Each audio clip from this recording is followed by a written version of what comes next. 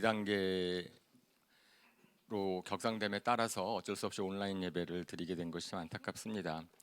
어쨌든 이 자리에는 이제 뭐 거의 안 계시니까 온라인으로 예배드리는 모든 성도님들 주님의 이름으로 문안합니다. 예. 다 듣고 계시겠죠? 예배를 같이 참여하고 계시겠죠? 예.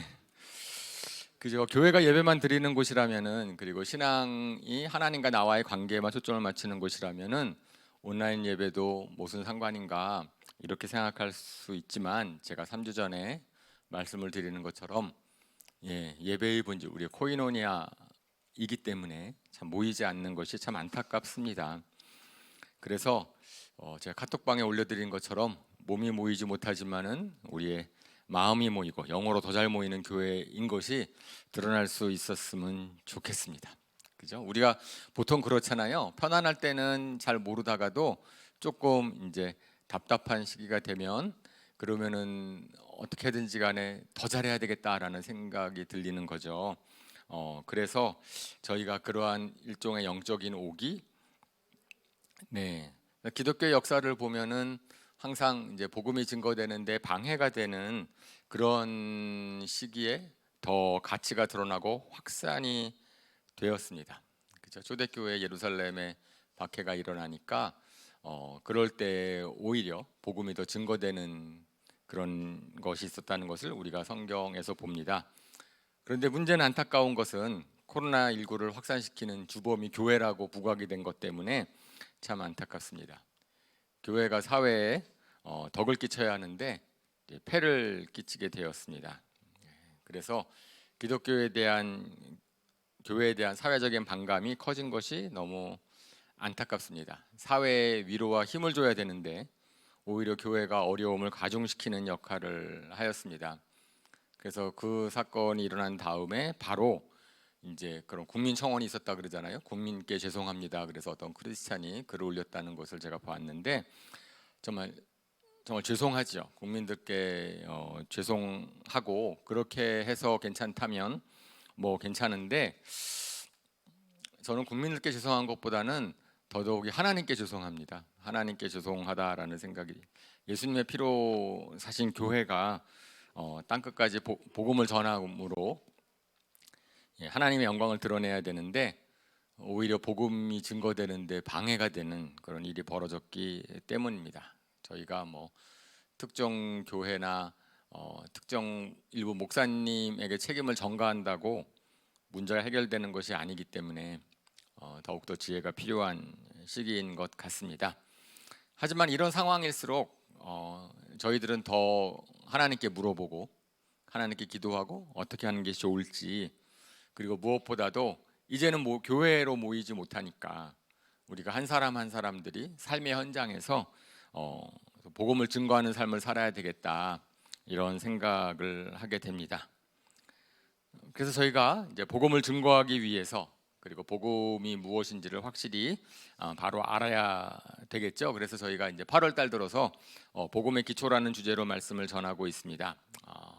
그것은 제가 처음 말씀드린 것처럼 제가 8년 전에 쓴 책인 인생을 바꿔주는 것이라는 책을 교재로 해서 복음이 무엇인지, 믿는다는 것이 무엇인지를 의미하는 살펴보고 있습니다. 그런데 그 책은 다음 질문으로 시작합니다.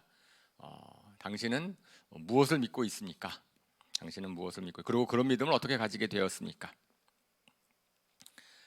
저는 한 사람의 인생은 그 사람이 무엇을 믿고 있느냐 갖고선 이제 좌우되는 게 많죠. 사실은 뭐 복음의 기초 맨 처음 시간에 제가 첫 예배 때 말씀을 드렸는데, 우리의 감정, 우리의 생각, 우리의 행동, 이런 모든 것들이 우리가 무엇을 믿느냐에 따라서 영향을 받아요. 그죠? 내가 돈이 있어야 잘 된다라고 믿는 사람들은 돈을 벌기 위해서 무조건 애를 쓰고, 자녀가 좋은 대학에 가야 성공한다고 믿는 사람들은 자녀를 좋은 대학에 보내려고 굉장히 애를 씁니다. 그죠? 그렇게 해서 집도 이사를 가고 학원도 보내고 막 그러는 것은 사실은 저렇게 하면 잘 될 거다라는 믿음이 있기 때문이지요. 근데 저에게는 그런 믿음이 전혀 없었어요. 다행히 돈을 벌어야지 잘 된다라는, 행복하다라는 믿음도 없었고, 자녀가 좋은 대학을 가야 된다라고 생각하는 믿음도 갖지 않았고, 근데 예수님을 믿지 않았다면 아마 저도 어쩔 수 없이 많은 사람들이 하는 것처럼 그렇게 살고 그렇게 믿을 수밖에 없었을 겁니다. 하지만 이 제가 아는 복음, 제가 아는 예수님이 저한테 제 믿음을 다르게 바꿔줬기 때문에 그렇게 되지 않았다라는 거죠. 근데 생각해 보면은요, 예수님을 믿지 않는 사람들은 인생에서 믿음의 중요성을 별로 생각하지 않습니다. 믿음이 얼마나 중요한지, 믿음이 도대체 어떤 거, 왜 필요한지, 그리고 그걸 왜 따지는지에 대해서 별로 중요하지 않아요. 우리는 그건 확실히 압니다. 뭘 믿고 있지 않은지는 잘 알아요. 나는 부처님을 안 믿고, 예수님 안 믿는 사람들은 나는 하나님도 안 믿고 예수님도 안 믿고, 그래서 자기가 뭘 안 믿는지에 대해서는 확실하게 얘기할 수 있는데, 자기가 무엇을 믿고 있는지에 대해서는 아마 얘기를 잘 못합니다. 내가 도대체 뭘 믿고 살았지? 내가 뭘 믿고 있지? 왜냐하면 믿음이라는 거를 갖다가 아무도 물어보질 않아요, 사람들한테. 그래서 내가 뭘 믿고 있는지에 대해서 생각을 해본 기회가 별로 없었죠. 그런데 성경을 보니까 사람들이 뭘 믿고 있었는지에 대해서 관심이 없었을 그 당시에 예수님이 오셔서 계속해서 믿음 얘기를 한 거예요. 우리 인생 가운데 있어서 중요한 요소가 있는데 그것이 믿음이다라고 이야기를 하는 거죠. 예수님 하신 걸 보면은요, 항상 그래요. 병을 고치실 때에도 내 믿음이 너를 구원했다라는 얘기를 하고, 그죠? 그리고 내 믿음대로 될지어다. 저는 예수님이 오시기 전에 사람들이 과연 믿음에 대해 생각을 했을까? 내가 도대체 뭘 믿고 있는지에 대해서 고민해 본 적이 있었을까? 그런데 저희가 성경을 말씀을 읽든지 아마 현장에서 2000년 전의 현장에서 예수님을 만나든지 간에 예수님께서는 우리 한 사람의 인생 가운데서 믿음이라는 것이 얼마나 중요한 것인지, 그렇기 때문에 저희는 우리 믿는 사람들은 막연하게 나는 하나님을 믿어, 예수님을 믿어, 뭐 이런 것이 아니고 우리 그 믿음이 나의 가치관과 행동과 그 생각과 그 모든 것에 영향을 미칠 때에 그 믿음이 얼마나 중요한 요소가 되는지에 대해서 좀 생각을 해보았으면 좋겠습니다. 그래서 오늘의 제목이 믿음으로 여는 축복의 문 그랬는데, 이것은 예수님이 말씀하시는 거죠. 예수님께서 왜 사람들에게 믿음 얘기를 하였는가? 뭘 믿느냐? 실제로 우리 사람들은 나는 뭐 지식의 정도, 능력의 정도, 경제적인 부, 출신, 직업 이런 것들이 내 인생에 영향을 끼친다. 나는 그래서 스펙을 쌓아야 되고 그것을 애를 써야 되고 이기려고 막 이렇게 해야 된다라고 생각했지만 그렇지 않다는 거예요. 하나님께서는 사실은 그것이 우리가 얼마나 복된 소식인지를 우리 자신들이 먼저 깨닫고 먼저 경험을 하고 체험을 하면 좋겠다라고 하는 겁니다. 그래서 오늘 본문은 우리가 마가복음 2장 1절부터 12절까지인데 교독을 한번 해보겠습니다. 며칠이 지나서 예수께서 다시 가버나움으로 들어가셨다. 예수가 집에 계시다는 말이 퍼지니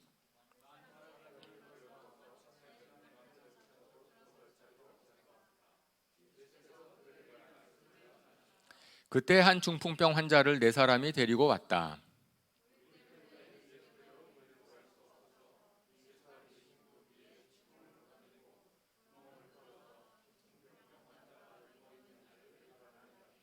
예수께서는 그들의 믿음을 보시고 중풍병 환자에게 이 사람아 내 죄가 용서받았다 하고 말하였다.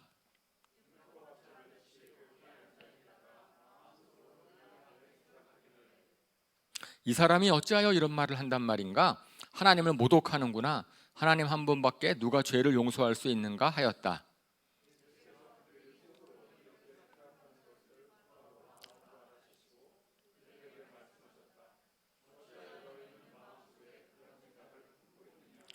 중풍병 환자에게 내 죄가 용서받았다 하고 말하는 것과 일어나서 내 자리를 걷어서 걸어가거라 하고 말하는 것 가운데서 어느 쪽이 더 말하기가 쉬우냐?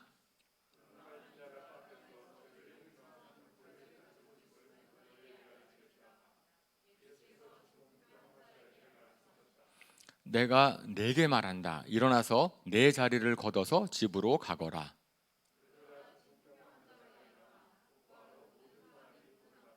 자리를 걷어서 사람들은 모두 크게 놀라서 하나님을 찬양하고 우리는 이런 일을 전혀 본 적이 없다 하고 말하였다.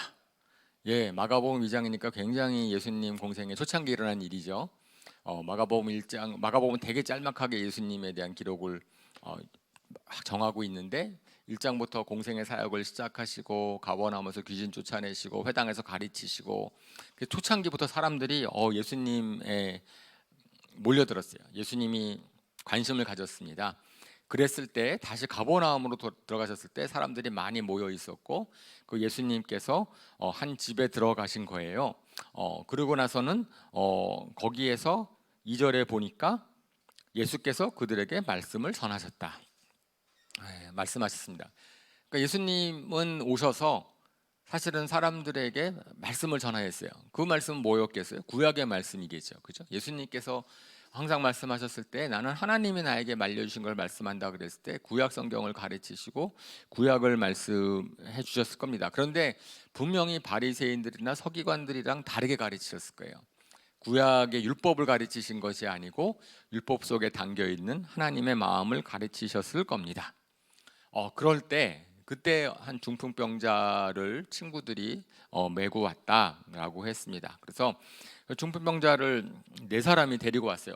뭐 여러분 사람 무겁잖아요. 그러니까 중풍병자는 움직이지를 못하고 잘 걷지를 못하니까 그래서 데리고 왔다라고 되어 있는데 아마 예수님이 병 고쳐주신다고 하니까 가서 병 고침을 받자라고 왔을 겁니다. 그러니까 그 사람들에게 마음에 어떤 생각이 있었을까? 무슨 믿음이 있었을까? 소문을 들었겠죠. 소문을 들었고 예수라는 분이 병을 고쳐주시니까 내 문제를 해결해야 되겠다. 그런데 이 중풍병자의 4사람이 어떤 관계인지 성경에 나와 있지 않아요. 성경에 나와 있지 않지만 좀 친하든지 어쨌든 그렇겠죠. 그래가지고선 같이 가자라고 얘기를 해서 왔는데 장애물이 생긴 거예요. 예수라는 분이 저 집안에 계시는데 사람들이 집안에 가득 있어서 들어갈 수도 없고, 그죠? 그렇게 하니까 어떻게 할까 고민을 했을 겁니다. 그러니까 저희가 어떤 원하는 일이 있을 때라도 그런 어려운 일이 참 어떻게 하면 좋을지를 모르는 장애물이 생길 수 있죠. 그럴 때 보통 어떤 반응을 하죠? 아마 다양한 반응이 나올 겁니다. 그 사람의 상황에 따라서 다양한 반응이 나올 거예요. 아마 첫 번째 우리가 생각할 수 있는 반응은 그냥 단념하는 겁니다. 포기. 그죠? 이거 쉽지 않으니까 어려우니까 장애를 이겨낼 방법을 조금은 생각해 보겠죠. 어떻게 하면 이길까? 그런데 별로 답이 안 떠올라. 그러면은 이제 단념을 합니다. 뭐 과거에 여러 방법을 써봤는데도 실패했기 때문에 자신감을 잃어버릴 수도 있고, 그죠? 아니면은 내가 저 장애를 이길 만큼 내가 바라는 것이 막 그렇게 간절하지 않아. 그럴 때는 뭐 이렇게까지 해야 되나? 이런 생각이 있을 수 있겠죠. 그렇죠. 그래서 아마 제가 제 생각할 때는 이 상황에서 중풍병자 환자는 이렇게 얘기했을지 모릅니다. 친구들한테. 친구라고 합시다. 4명이 어떤 존재인지 모르지만은 친구라고 합시다. 생각보다 어려운데 내가 더 이상 부탁은 못 하겠네. 이제 포기하고 그만 가지. 여기까지 나를 데려와 준 것만 해도 고마워. 나는 어쩔 수 없이 이런 운명인가 봐. 그러니까 그 예수라는 분이 병을 고친다고 해도 나 같은 사람에게 관심을 가지지 않을 수도 있잖아. 그러니까 포기할 만한 굉장히 많은 이유를 둘 수 있어요. 그러니까 우리가 믿음이 필요한 순간인데도 때로는 우리가 과거에 있었던 경험이나 그 다음에 그 장애의 크기나 그 무엇이든지 때문에 그래서 이제 포기할 수 있는 반응이 첫 번째 나올 수 있었을 것입니다. 그렇겠죠? 아마 이런 비슷한 상황 가운데서 포기를 선택하는 분들이 좀 있을 수 있을 것 같아요. 그래서 저는 이걸 갖다가 한번 상황을 생각한다면은 중풍병자 입장에서 봤을 때는 포기하고 싶었을 것 같습니다. 자기 힘으로 할 수 있다면은 장애를 극복할 텐데 이 장애를 극복할 땐 자기 힘으로 할 수 있는 게 아니거든요. 이 4사람한테 부탁을 해야 되는 거잖아요. 4사람한테 부탁을 하려고 했을 때 부탁하는 것은 웬만한 가족 관계도 쉽지 않았을 겁니다. 왜냐하면 저 사람한테 폐를 끼치는 것일 수 있고 과도한 부탁으로 생각할 수 있고, 그러니까 이 중풍병자 입장에서 봤을 때는 이게 포기하고 싶은 많은 이유가 있었을 거예요. 그런데도 불구하고 이 상황 가운데서는 포기하지 않았다는 거죠. 근데 아마 중풍병자가 포기하지 않았다기보다는 그 4명의 친구가 포기하지 않았을 겁니다. 그래서 여기서 멈추진 않는다. 그러면 끝까지 가자. 그러면 포기하지 않았다고 한다면 아마 두 번째로 생각할 수 있는 반응은 어떤 것이었을까요? 기다리자. 뭐 예수님이 저기 평생 계시겠어? 우리 끝날 때까지, 저 모임이 파할 때까지 기다리자. 라고. 지금은 갈 수 없고, 그리고 예수님이 언제 나올 때 그때 따라가지 뭐, 이렇게 생각할 수 있습니다. 그런데 글쎄요, 이제 어쩌면 저 같은 경우도 그렇게 기다리자라고 했을지도 모르겠어요. 너 남한테 패기치기 싫어하는 성격이고, 우리 그렇잖아요, 우리가. 그리고 근데 또 생각해 보면은 기다리는 건 답이 아닙니다. 그러니까 믿음을 발휘하고 어쨌든지 간에 그걸 갖다가 문제를 돌파해야 되는 그 간절함이 있었을 때 기다림이 많은 경우에 답이 아닐 수 있어요. 왜냐하면은 기다린다고 상황이 좋아진다라는 보장이 없거든요. 예를 들어서 예수님께서 말씀을 다 마치고 집을 나오는데 무리들이 우르르 간다고 칩시다. 따라간다고 칩시다. 그러면 중풍병자를 메고 가는 네 사람이 우르르 가는 무리들을 뚫고선 들어가는 것은 더 어렵지 않겠어요? 침상을 들고 이렇게 가는 것은 얼마나 어렵겠습니까? 그죠? 그러니까 우리가 믿음을 발휘하는 순간에 어쨌든 그 문제를 갖다 해결해야 되는 그 과정 가운데서 장애물이 생기는 것 중에 어쩌면은 때가 있는데, 믿음을 발휘해야 되는 때가 있는데, 다음번에 하지, 좀만 기다려보자. 이 장애물을 너무나 무서워하면, 그러면은 그 장애가 하나 넘어갔을 때 다른 장애물이 생길 수 있다는 겁니다. 그래서 그것도 때가 아닐 수 있어요. 자, 그러면 그죠? 포기하는 것도 답이 아니, 그런 사람도 있을 수 있고 기다리는 사람도 있을 수 있습니다. 자, 그럼 또 세 번째로 생각할 수 있는 방법은 뭐가 있을까요? 세 번째로 생각할 수 있는 방법은, 우리 사람들이 생각할 수 있는 방법이라고 한다면 아마 뭐죠? 대표를 한 명 보내서, 그죠? 저 바깥에 지금 예수님 말씀을 가르치고 있었으니까 바깥에 사람이 있으니까 외치든지 주목을 끌든지, 그래서 한 사람을 대표로 해가지고선 예수님한테 막 이제 얘기할 수 있겠죠. 큰 소리로 외칠 수 있겠죠. 아마 그 방법을 했으면은 예수님이 나오셨을 것 같아요. 근데 성경에서는 그 방법을 취하진 않았어요. 아마 그것도 마찬가지로 무리들이 사람이 많아서 자기가 외친다고 소리가 드러날지 모르겠고, 뚫고 들어가는 것도 한 명의 대표로 가는 것도 쉽지 않고 뭐 이래서 그럴 수 모르겠습니다. 그래서 그들이 생각한 방법은 뭐였어요? 지붕으로 올라가서 지붕을 뚫고 중풍병자를 내리자라는 것이었습니다. 네, 굉장한 창의력이고요. 네, 저로서는 도저히 생각할 수 없는 방법입니다. 그 집이 내 집이었으면 할 거예요. 예? 내 집이면 모르는, 남의 집이잖아. 모르는 집인데 가가지고 지붕을 뚫고 나면은, 그러면 지붕 수리를 누가 해줘야 돼요? 예? 그냥 병났다고 집에 가버리면 돼요? 지붕을 뚫고 나가는 것 자체가. 예. 근데 마침 그 당시 그 집은 이렇게 슬라브 지방의 옥상처럼 좀 평평했다고 해요. 평평했다고 하고 나뭇가지도 바르고 흙으로 바르고, 그리고 때로는 좀 기와를 얹는 집도 있고, 어쨌든 하지만 콘크리트 지붕은 아니죠. 그리고 뭐 2000년 전이니까 집이 얼마나 튼튼하겠어요. 어쨌든 그래도 바람도 맞고 비도 맞고 모든 걸 막으려고 한다면은 지붕이 허술하면 안 되잖아요. 그러니까 분명한 노동이 있어야 되는데, 그러니까 이 상황은 사실은 잘 이해가 안 가는 겁니다. 저 네 사람이 지붕을 뚫자라는 판단을 내리는 거라면은 그 믿음을 발휘하기 위해서 채워야 되는 굉장한 코스트가 있는 거예요. 그래서 내가 그걸 다 감수하는 거죠. 그거를 통해서라도 해야 되겠다라고 하는 거면 아마 그거는 중풍병자가 요구할 수 있는 것도 아니고, 그 네 명의 친구가 그 일을 하는 거잖아요, 지금. 그러니까 그 네 명의 친구에게 있어서는 중풍병자인 저 사람을 고쳐줘야 된다라고 그 사람에 대한 사랑이 있었겠죠, 그죠? 그 사람에 대한 사랑이 있었고, 그리고 예수님이 분명히 이 사람을 고쳐줄 수 있을 것이라는 그 믿음이 없으면 할 수 없는 일입니다. 예수님이 고쳐줄 수 있다라는 믿음이 없다면 그 정도의 코스트를 아무도 지불하지 않으려고 할 겁니다, 그죠? 확률이 반반이야. 만약에 그렇다고 한다면 그럴 코스트를 지불할 수 있을까? 근데 이게 아니라는 거죠. 그래서 그 다음 화면을 보시면 제가 인터넷에서 그림 하나를 찾아서, 저렇게 해가지고선 뭐 줄로 내리고 뭐 이렇게 했다라고 하는, 아마 저것도 굉장히 예쁘게 그린 것 같아요. 그 당시 상황에서 굉장히 막 소란스럽고 사람들 가운데서 그냥 난리가 났겠죠. 뭐 지붕이 뭐 뚫을 때 갑자기 뻥 뚫어주면 괜찮은데 막 천장에서 막 모래 떨어지고 막 흙 떨어지고 그 주변 사람들이 막 이게 무슨 일이야 막 그래 이랬을 때 하늘에서 무슨 일이 벌어지나 했을 때 그 환자가 내려오는, 중풍병자가 내려오는, 예. 그랬을 때 사람들은 어떻게 반응을 했을까? 사람들은 굉장히 무례한 거 아니에요? 말도 안 되는 거 아니에요? 자기가 불편해졌으니까 불평과 불만이 가득하지 않았겠죠, 그죠? 물려 들어선 사람들이 그 사람에 대한 관심이 있었겠어요? 자기 불편한 것이 훨씬 더 우선이지.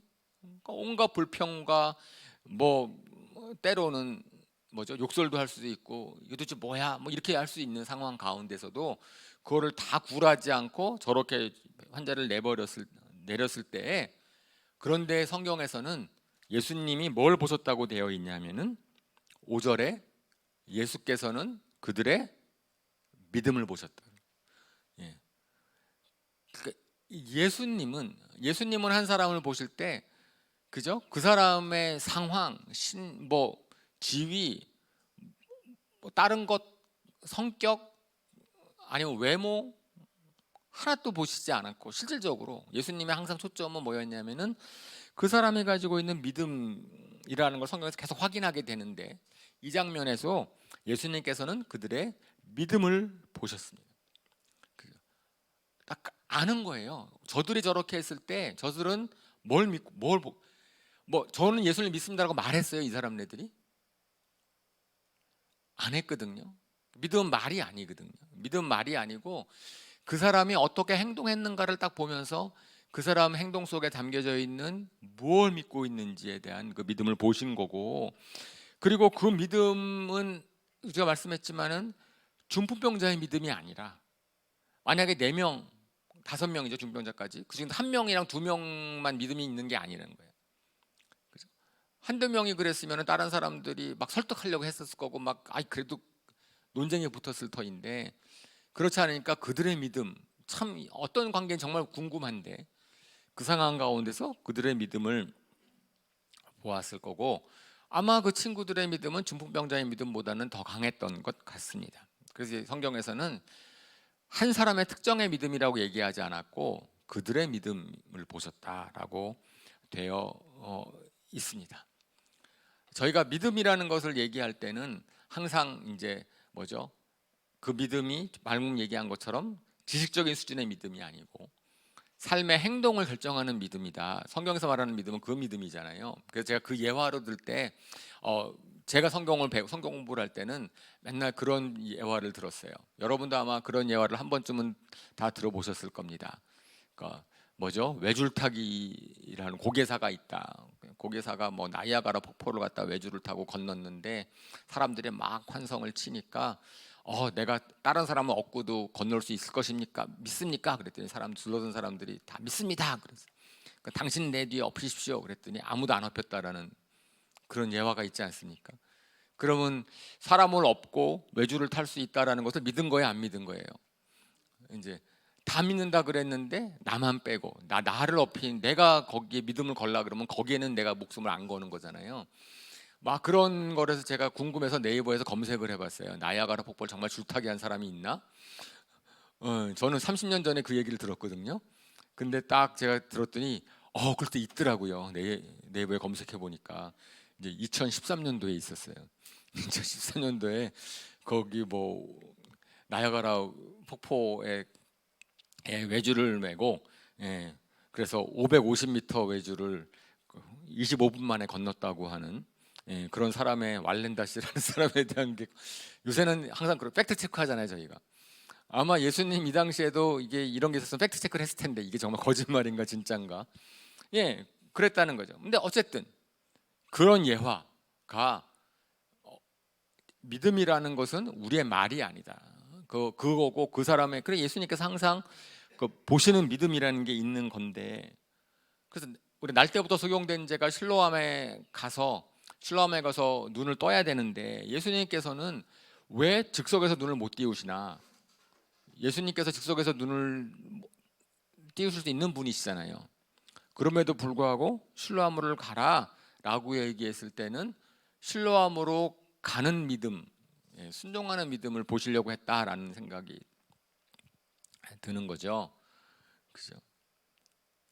우리가 그런 얘기들 너무나 많아서 마태복음 9장 27절에서 29절 사이에 또 한 일이 나옵니다. 예수께서 거기에서 떠나가시는데 눈먼 사람 둘이 다윗의 자손이여 우리를 불쌍히 여겨 주십시오 하고 외치면서 예수를 뒤따라왔다. 예수께서 집 안으로 들어가셨는데 그 눈먼 사람들이 그에게 나왔다. 예수께서 그들에게 말씀하셨다. 너희는 내가 이 일을 할 수 있다고 믿느냐? 그들이 예 주님하고 대답하였다. 예수께서 그들의 눈에 손을 대시고 말씀하셨다. 너희의 믿음대로 되어라. 예, 그러니까 우리의 믿음대로 되어라고 예수님께서 말씀하시면 어떨까요?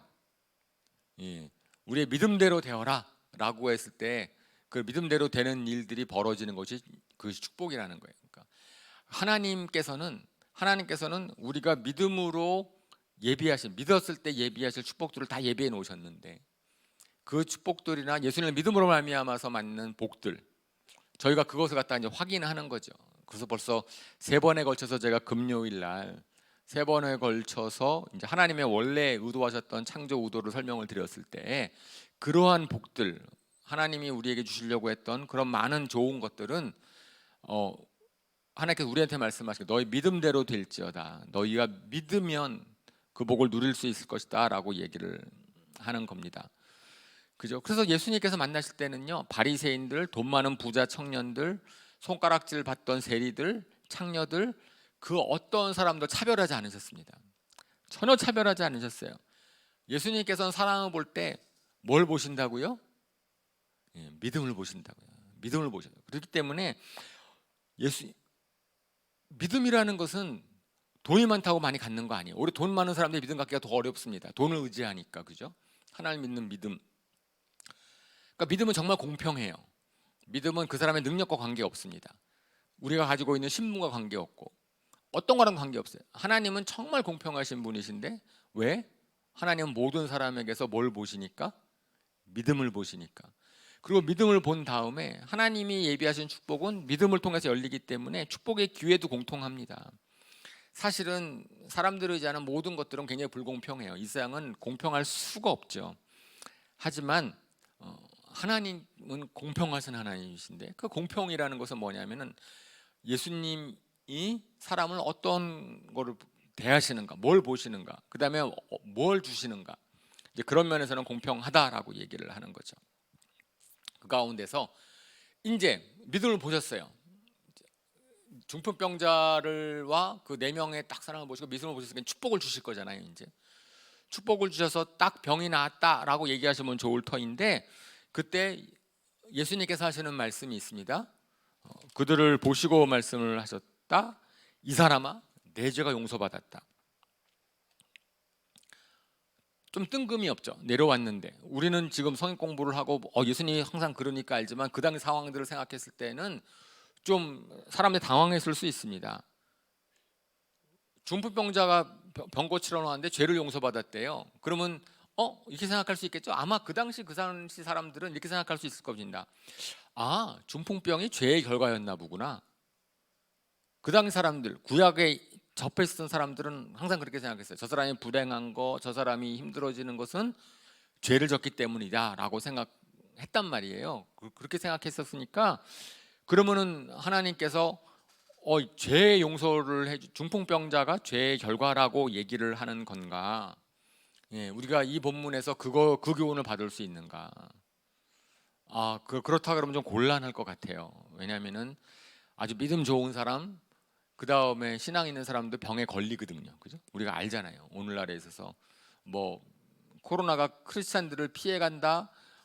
그거는 저는 좋은 맞는 믿음 아니라고 생각을 하고, 그죠? 여러분도 그렇잖아요. 그거는 말도 안 되는 거죠. 그렇게 말하고 믿는 것 자체는 그거는 하나님이 약속하신 믿음도 아니고 그런 거죠. 심지어 병에 걸린 것도 억울한데 죄 때문이라고 손가락질 당하면 그게 욥 아니에요, 그죠? 욥에게 엄청 고생이 닥쳤는데 친구들이 와서 위로는 못 해줄 망정 친구들이 갖고 있는 선입견이 뭐였어요? 구약적인 선입견. 너가 안 좋은 거 보니까 너는 틀림없이 죄를 졌다. 그러니까 욥이 막 항변하죠. 내가 또 무슨 죄를 졌는데 나는 죄진 거 없다 그랬더니 친구들은 점점 확신을 합니다. 욥이 반항하는 그걸로 보면서. 그죠? 너가 불행한 것은 죄 때문이야. 회개해. 욥이랑 막 싸우죠. 그러고 나서는 하나님도 혼나죠 나중에. 그러니까 우리가 그렇게 이 상황 가운데서 죄 용서받았다라고 하는 것은 그래서 뭐 이 중풍병자가 죄 때문에 중풍병이 걸렸다라는 걸 의미하는 것은 아닌 것 같아요. 우리가 그것은 그렇게 해석하는 것은 좀 과도하고 그런 것을 일반화시킬 수는 없는 거니까. 그러면 예수님께서는 도대체 왜 죄 용서를 받았다고 얘기했을까? 근데 분명 설명하셨어요. 예수님께서 여기서 죄 설명하셨다고 얘기해서 10절에 뭐라고 말씀하셨냐면 그 이유를 설명을 하셨어요. 내가 인자가 죄를 용서하는 권세를 가지고 있는 것을 너에게 알려주기를 원했어요. 예수님께서 그 상황을 통해서 그 중풍병자를 위한 것이 아니고 둘러선 무리들, 예수님은 뭐라고 계셨냐면은 둘러선 사람들에게 하나님이 어떠한 분이신지 내가 누군지를 설명하고 계셨거든요. 그랬을 때 내가 죄를 용서하는 권세가 있는 분이다라는 것을 설명하고 싶었기 때문에 그랬을 때 자, 중풍병을 고치는 것과 죄 용서를 하는 것과 어느 게 더 어려우냐 물어보십니다. 어느 게 더 어려우냐? 왜? 이건 무슨 얘기예요? 둘 다 어렵죠, 그죠? 둘 다 어려우니까 내가 중풍병을 고침으로 말미암아서 죄 사하는 권세를 하나님께로부터 받았다라는 것을 예수님이 증명하고 싶으셨다라고 얘기를 하는 거죠. 사람들이 그러니까 그런 것 같아요. 예수님께서는 이 상황을 통하여서 둘러선 사람들에게 새로운 믿음을 주고 싶으셨습니다. 예수님이 죄를 사하는 권세가 있는 분이라는 것을 알려주고 싶으셨는데 말로는 믿지 못하니까 중풍병자를 놓고 나서 일단은 내가 그럼 이 사람을 고치면 넌 나를 믿을래? 내가 죄를 사하는 권세가 있고 그렇다는 것을 믿을 수 있겠냐? 라고 말씀을 하시는 것 같습니다. 바로 율법학자들이 둘러선 무리들 중에서 이거 말씀을 가르치니까 그 당시에 바리새파 율법학자들이 예수님의 가르침을 들으러 왔거든요. 율법학자들이 속으로 얘기했다고 돼 있어요. 6절에 보니까 율법학자들 몇 명이 있었는데 속으로 의하게 생각을 했다. 하나님을 모독하는 죄를 범하고 있다 저 사람이. 그러니까 예수님에 대해서 엑스표를 치려고 하는 그 순간에 그런데 예수님께서 그들의 마음을 아셨다라는 거죠. 아셨기 때문에 그들에게 질문을 한 거죠. 중풍병을 고치는 것과 죄를 용서하는 것이 어느 게 더 쉬우냐? 어느 게 더 어려우냐? 9절에 이렇게 딱 질문을 하시는 거잖아요. 그래서 첫 번째로 죄 용서를 받는다라고 하는 것, 죄 용서를 받다라고 하는 말씀의 의도는 둘러선 무리들을 위한 것일 수 있어요. 둘러선 무리들에게 예수님께서 죄 용서하는 권세가 있는 분이라는 것을 알려주기를 원하시는 거죠. 근데 그것뿐 아니고 저희가 우리 생각해 볼 때는 예수님이 관심사, 예수님이 믿음을 보셨다고 한다면 예수님이 정말 그 중풍병자에게 주고 싶었던 것은 죄를 용서받았다라는 확신, 그러니까 하나님과의 관계가 회복되는 것이 훨씬 더 축복이다. 중풍병이 낫는 것보다. 저는 우선순위의 문제라는 생각이 드는 거예요. 그러니까 중풍병자에게 왔을 때 예수님께서는 너는 병이 낫는 것보다 죄 사함 받는 것이 더 큰 축복이다. 그것이 더 중요하다라는 우선순위를 갖다 알려주신 것이라고 얘기하는 거예요. 아마 저는 그것도 이제 예수님 중풍병자 나타나기 전에 구약을 설명을 하실 때 예수님께서 계속 그걸 말씀하셨을 거거든요. 율법은 뭐냐면은 하나님과 우리와의 관계를 위한 것이다. 하나님과 여러분과 우리와의 관계가 훨씬 더 중요하다. 율법보다. 그것을 계속 얘기하고 계셨을 거거든요. 그것이 권세 있다 그러고 예수님은 율법 정신을 얘기하는 거니까 그랬을 때 그거랑 딱 맞는 거죠. 이 사람이 지금 병을 낫는 것보다 더 중요한 것은 죄사함을 받는 거다. 하나님의 관계가 바르게 되면 그것 이후에 그 다음에 복이 열리는 거지요. 그래서 하나님은 단지 병을 고쳐주시는 분이 아니고 관계가 회복되길 더 원하시는 분이시다라는 것을 알려주기를 원하시는 것 같습니다. 근데 사람들은 우리가 이제 영혼육으로 구성되어 있잖아요. 우리 사람을 갖다 영혼육이 되어 있으면 우리의 관심사는 맨 먼저 어디에 관심사가 있어요?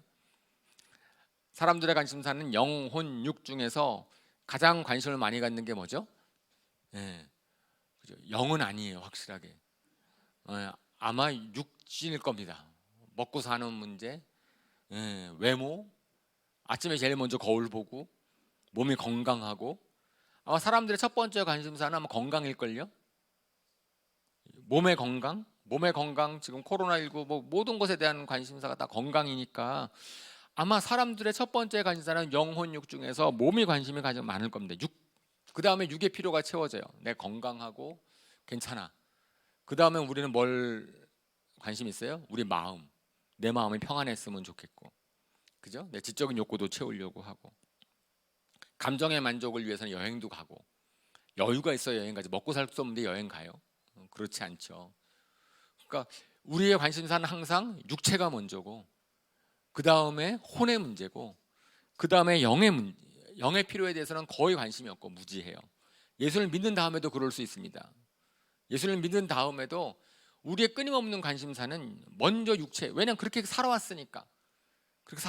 그런데 하나님이 보실 때 성경적인 관심사의 순위는 완전히 반대예요.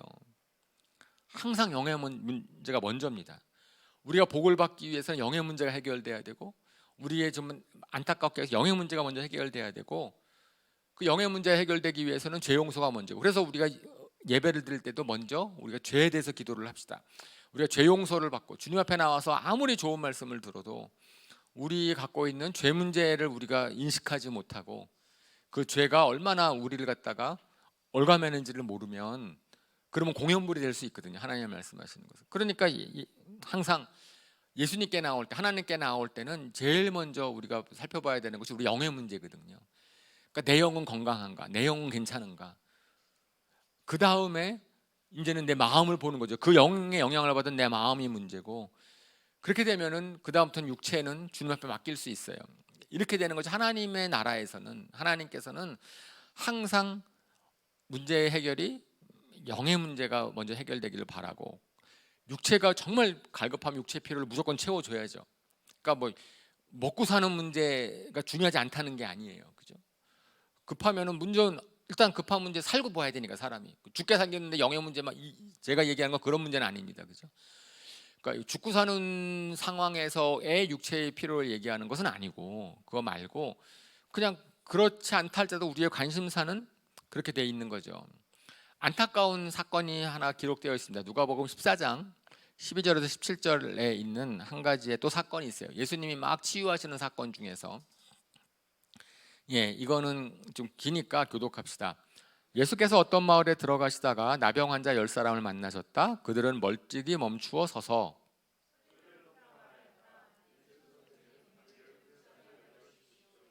예수께서는 보시고 그들에게 말씀하셨다. 가서 제사장들에게 너희 몸을 보여라. 그런데 그들이 가는 동안에 몸이 깨끗해졌다.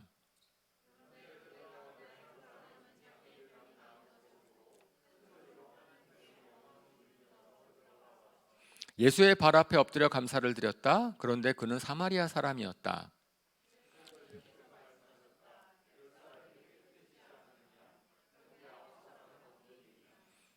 나병 환자 10사람이 예수님한테 병 고치라고 막 그랬어요.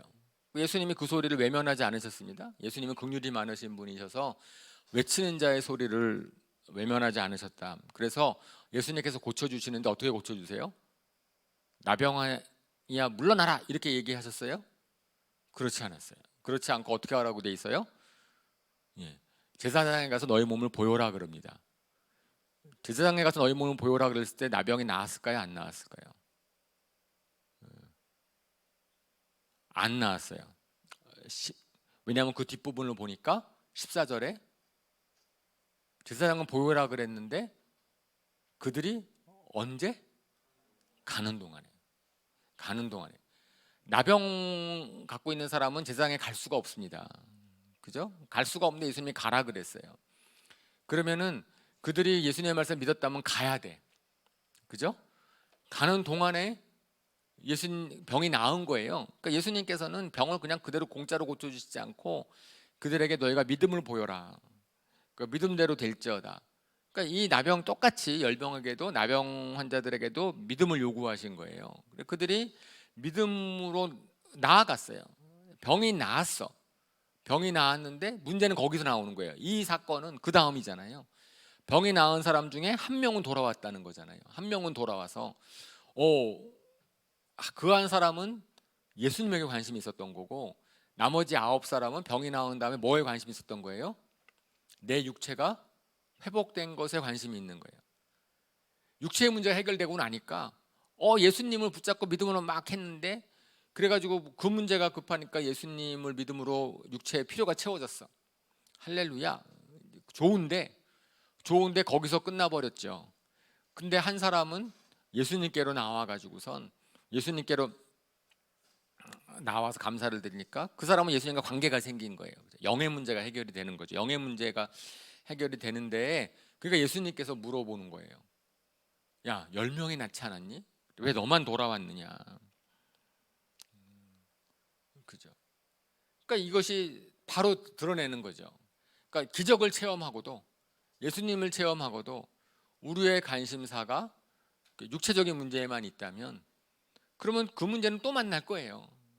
나병이라는 병은 없어질지 모르지만은 나았으니까 다른 병은 만날 수 있고, 그냥 그렇게 될 수 있는 겁니다. 근데 예수님께서 실질적으로 그 한 사람에게 복을 주시고 싶어 하실 때는, 그저 먼저는 영의 문제, 믿음으로써 영의 문제가 해결될 것을 원하신다라는 것을 알 수 있는 거죠. 그래서 예수님께서 우리에게 바라시는 믿음은 단순히 예수님께서 나의 육체적인 필요를 채우시는 분이 아니시고, 나의 인생 전체를 책임지길 원하시는 영의 문제를 해결하시는 분이시다라는 것, 그것을 갖다 신뢰하는 것을 원하시는 거죠.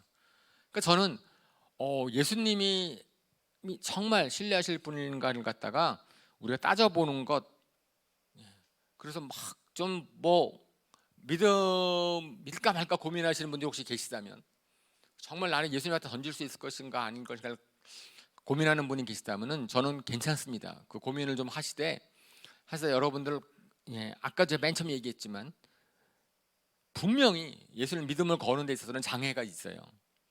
장애가 있어서 우리를 포기하게 만들 수 있거나, 아니면 다음 기회를 노리자, 기회. 근데 기회는 늘상 주어지지 않을 수 있다라는 것이죠. 정말 그 문제에 대해서, 내가 인생의 문제에 대해서 그걸 심각하게 생각한다면, 그것이 무슨 문제이든지 간에, 내 미래의 문제든지 간에, 진로의 문제든지 병의 문제든지 관계성의 문제이든지 무엇이든지 간에, 정말 그 문제에 대한 거가 내가 심각하다면 거기에는 믿음을 거셔야 됩니다. 믿음을 걸 때 그거는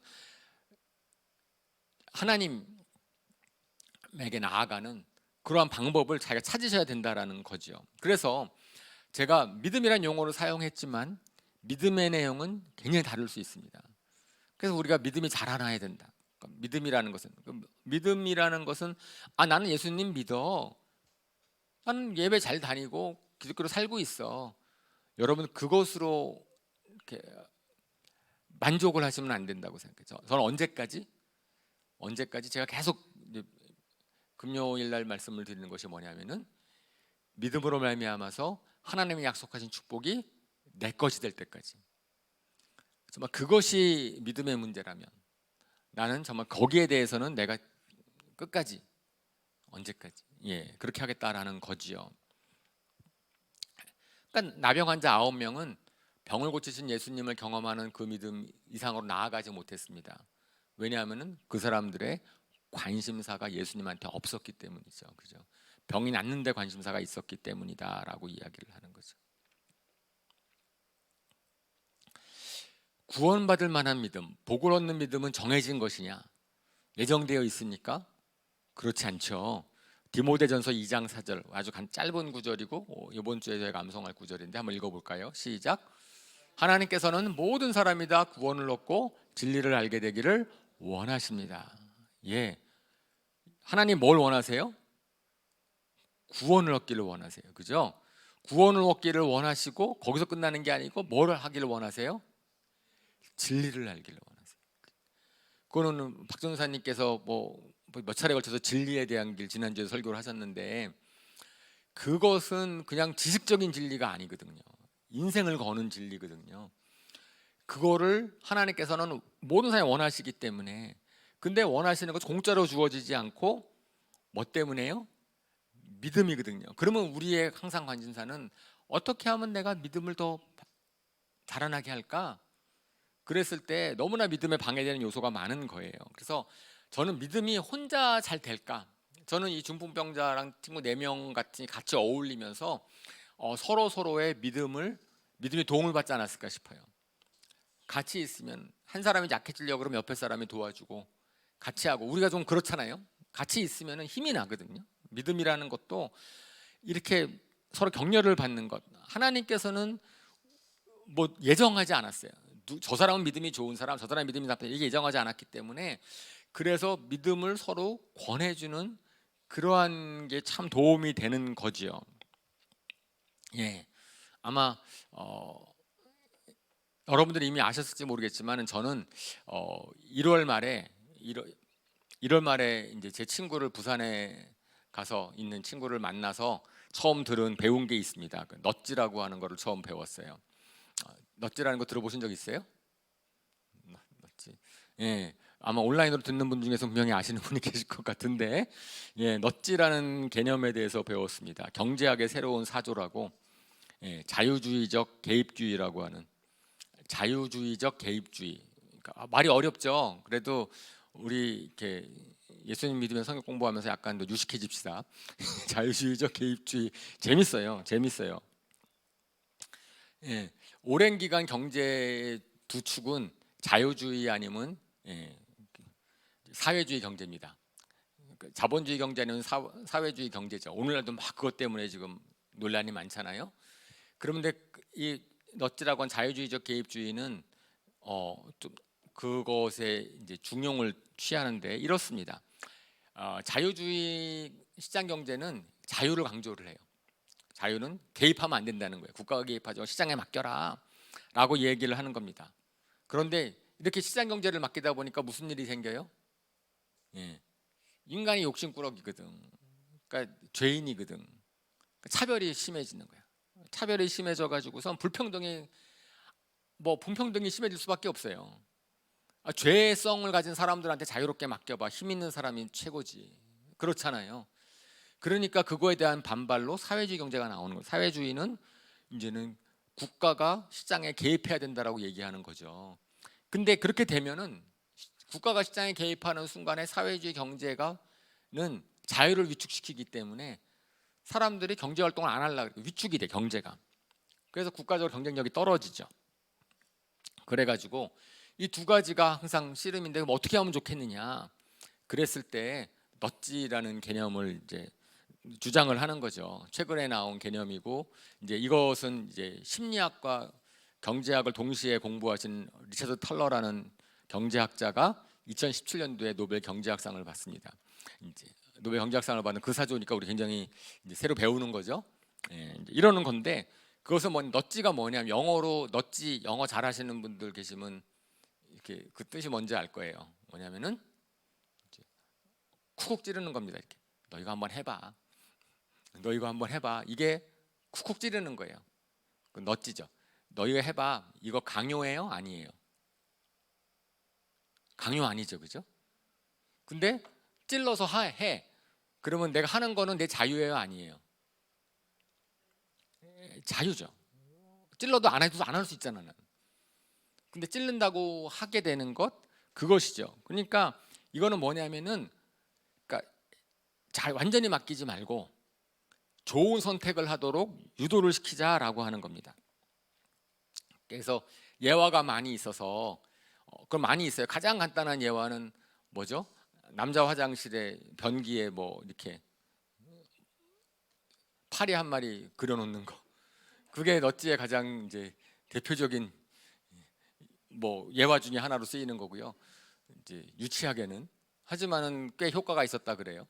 그리고 초등학교 이제 식을 배열하는데 조사를 합니다. 어떤 사람이 조사를 했더니 애들이 음식을 갖다 반찬을 여러 개 놓잖아요. 그러면 담잖아요. 반찬을 담을 때.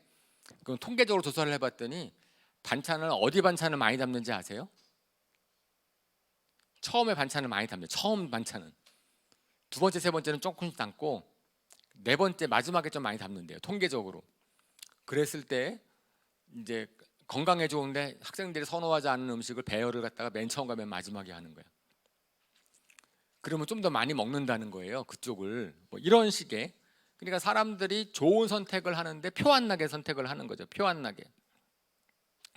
많은 사람들은 이렇게 좋은 선택을 안 한다는 거예요. 내가 토요일 날 분명 이러는 거예요. 이번 토요일 날은 아침에 일어나 가지고 일찍 일어나서 운동을 하러 가자. 마음을 다 좋은 생각을 했어요. 근데 막상 토요일이 되면 안 한다는 거예요. 게을러져서. 그런 경우가 너무나 많다는 거죠.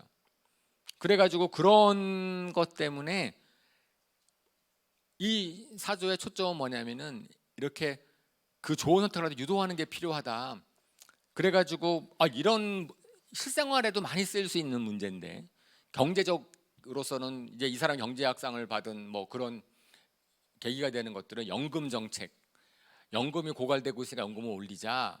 사람은 얘기했더니 사람은 반대를 하는 거예요. 연금 부담액을 올리자 그랬더니 난 지금 당장 먹고 사는 돈도 없는데 연금을 더 올린다. 내 돈을 뺏어가는 것 같잖아요. 반대를 하니까 이 사람이 이제 어떤 정책을 세웠냐면은 캠페인을 벌였어요. 내일 더 저축하자. 이게 어떤 얘기냐면은 지금은 연금액을 똑같이 내요. 하지만 봉급이 인상될 때마다 연금액을 늘리자는 거예요. 그러니까 내일 올리자는 거예요. 내일. 그러면은 어차피 봉급이 올라가면 봉급이 올라가거든요. 그런데 올라가는 폭이 적어지는 거죠. 옛날보다는. 연금액을 더 많이 내니까. 그런데 그거에 대한 사람들이 오케이 한다는 거예요. 어차피 연금은 올라가는데 올라가면서 조금 올라가는데 연금이 늘어나면 나중에 받는 거거든요. 그러니까 그런 식의 봉급이 올라가는 것은 연금을 위해서 내가 조금 올리는 건 괜찮다라는 거예요. 그게 지혜죠. 그래서 굉장히 이해가 많더라고요. 제가 그 넛지라는 그분이 쓴 책을 읽은 건 아니고, 예, 제 친구가 그 전공자예요. 이제 그 책을 갖다가 이제 번역해가지고 번역한 게 아니라 해설서 뭐 이런 거 알게스게 쓴 그런 책을 쓰고 있다 그러던데, 그 친구 오랜만에 만나서 얘기하는데 한 2시간쯤 강의만 들었어요. 근데 재밌더라고요. 재밌어. 그래가지고서 근데 제가 그 얘기를 왜 그랬냐 그랬더니 이게 믿음이랑 관계가 있기 때문에 그렇습니다. 왜냐하면은 믿음은 자유롭게 선택하는 거거든요. 자유롭게 선택하는 건데 선택을 사람들이 안 해요. 믿음을. 왜냐하면은 아까 말한 너무나 많은 장애가 있어요. 나의 게으름의 장애가 있고 특별히 영적으로 사탄의 방해가 너무나 많습니다. 그죠? 그리고 때로는 상황 때문에 그래서 그 믿음의 선택을 저는 그 중풍병자랑 아까 말한 4명 친구가 예수님께 나올 때까지는 저는 분명히 넛지가 있었다고 보는 거예요. 상황이 서로 포기할 수 있는 많은 이유가 있었음에도 불구하고 그 장애를 극복하기 위해서 지붕을 뚫고 내려오자라고 하는 결단을 내리기까지는 그거는 어떤 한 명의 그냥 처음부터 그런 믿음을 갖고 있는 사람들이 있었을까? 그렇지 않았는데 이렇게 되는 거예요. 그러니까 저는 이런 게 필요하다는 겁니다. 교회 내에. 우리 교회에서 정말 아는 게 뭐냐면은 믿으면 축복을 받는다. 하나님께서 믿음을 보신다. 믿음으로부터 축복의 문이 열린다라는 건데 그걸 개인적으로 맡겨버리면 너무나 어렵다는 거예요. 그래서 그 사람이 마음이 없어서가 아니고 마음이 백날 있어도 너무나 그걸 갖다 발휘하기가 어려울 때에 우리는 서로 격려하는 거죠. 서로 하자. 그래서 제가 이제 카카오톡에도 말씀을 드리는 것처럼 우리 금요 예배 말씀 한번 듣자. 우리 같이 주일 예배 보자. 저희가 온라인으로 되면서 같이 모이지 못하니까 어떤 분이 듣는지 어떤 분이 하는지 잘 몰라요. 그런데 저는 오히려 더 좋은 기회일 수 있다고 생각을 해요. 그냥 교회로 나와서 예배를 드리자 할 때는 안 나오시는 분들도 그래도 현장 예배 못 드리면 나중에 유튜브로도 한번 봐라. 예배 아무 때나 드릴 수 있으니까. 그래서 예배를 갖다가 드려서 말씀을 한번 듣도록 권면하는 것. 한 번이라도 더 들으면 믿음은 어디서 나요? 들으면서 나요. 믿음은. 그런데 거기서 뭐라고 돼 있어요? 예. 말하지 않는데, 보내지 않는데 가는 사람인데 어떻게 듣겠느냐. 말로 못 간다면은 분명히 누군가가 가서 들으라고 권하는 그런 게 있는 거죠. 그러니까 처음에 예수님의 소문을 들었을 때 중풍병자가 저는 그것도 넛지죠. 누군가로부터 들었을 거예요. 그죠? 소문을 들었으니까 갈 마음이 생겼겠죠. 중풍병자가 현장에서 예수님이 병 낫는 걸 봤을 리는 없고 아마 그 친구들이 봤을 거고. 그리고 그런 것들이, 그러니까 사람들의 믿음이라는 것은 생각해 보면은요, 분명히 누군가가 얘기해줘도 생겨요. 그죠? 그냥 우리가 뜬금없이 생기지 않아요. 그냥 성경 말씀 보면서 믿음이 팍팍 생기면 좋겠는데 그렇지 않아서 우리는 간증을 듣습니다. 누군가가 얘기하는 걸 해요. 그러니까 사실은 한 사람의 믿음의 형성 과정에서는 그런 의미에서 넛지는 항상 존재해 왔어요. 근데 우리가 그걸 확실히 안다면 이제는, 이제는 저희가 적극적으로 우리가 그거를, 믿음을 서로 격려하죠. 우리가 거기서도 모임이라는 것도 우리가 권면하고 권고하자라고 얘기하는 거지 않습니까? 이제 그런 거죠. 이제 말씀을 정리하겠습니다. 하나님께서는 예수님을 이 땅에 보내셔가지고선 우리가 전혀 생각하지 못했던 거를 말씀하기 시작하셨어요. 그것은 뭐냐면은 믿음입니다. 그러니까 믿음이 내 인생에 얼마나 큰 영향을 미치는가. 사람들은 내 인생에 영향을 미치는 것이 나의 조건, 나의 외모, 학벌, 뭐든지 다른 거라고 생각을 했어요. 그런데 우리 인생에 정말 영향을 미치는 것은 믿음이다라는 것을 예수님이 말씀하기 시작하셨고, 그것은 너무나 공평하고, 그죠? 차별이 하나도 없고 축복에게는 누구나가 열려 있다라고 말씀을 하신 겁니다. 만약에 믿음이 없었다면 사람들은 이렇게 얘기했을 거예요.